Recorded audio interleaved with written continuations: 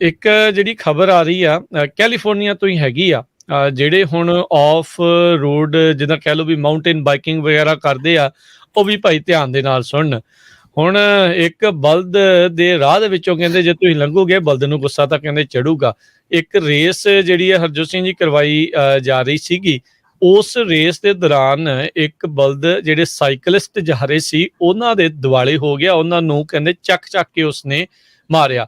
ਦੋ ਜਿਹੜੇ ਹਮਲੇ ਆ ਇਸ ਬੁੱਲ ਦੇ ਉਹ ਜਿਹੜੇ ਕੈਮਰੇ ਦੇ ਵਿੱਚ ਵੀ ਕੈਦ ਹੋ ਗਏ। ਕਹਿੰਦੇ ਤਕਰੀਬਨ 4 ਜਿਹੜੇ ਆਫ ਰੋਡ ਸਾਈਕਲਿਸਟ ਸੀਗੇ ਉਹਨਾਂ ਦੇ ਉੱਤੇ ਜਿਹੜਾ ਇਸ ਬਲਦ ਨੇ ਬੁੱਲ ਨੇ ਜਿਹੜਾ ਆ ਉਹ ਹਮਲਾ ਕੀਤਾ। ਕਹਿੰਦੇ ਵੀ ਬੜਾ ਟੈਰੀਟੋਰੀਅਲ ਸੀ, ਆਪਣੇ ਇਲਾਕੇ 'ਚ ਕਿਸੇ ਨੂੰ ਘੁਸਪੈਠ ਨਹੀਂ ਸੀ ਕਰਨ ਦਿੰਦਾ।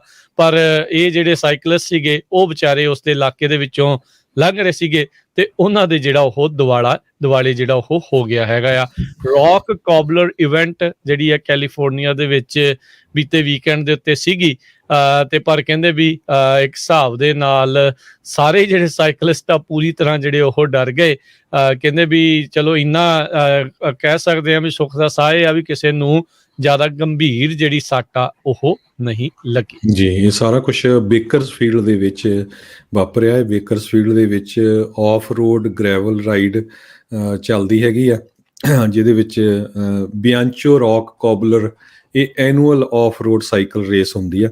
ਤੇ ਜਿੱਥੇ ਇਹ ਬਲਦ ਨੇ ਜਿਹੜਾ ਆ ਆਪਣਾ ਕਾਰਨਾਮਾ ਦਿਖਾ ਲਿਆ ਤੇ ਉਹ ਜਿਨ੍ਹਾਂ ਦੇ ਹੁਣ ਸੱਟਾਂ ਲੱਗੀਆਂ ਉਹ ਕਹਿੰਦੇ ਵੀ ਸਾਡੇ ਜਿਹੜੇ ਆ ਬਾਹਾਂ ਤੇ ਇੱਕ ਦਾ ਸਿਰ ਵੀ ਸੁੱਜਿਆ ਹੋਇਆ ਹੈਗਾ।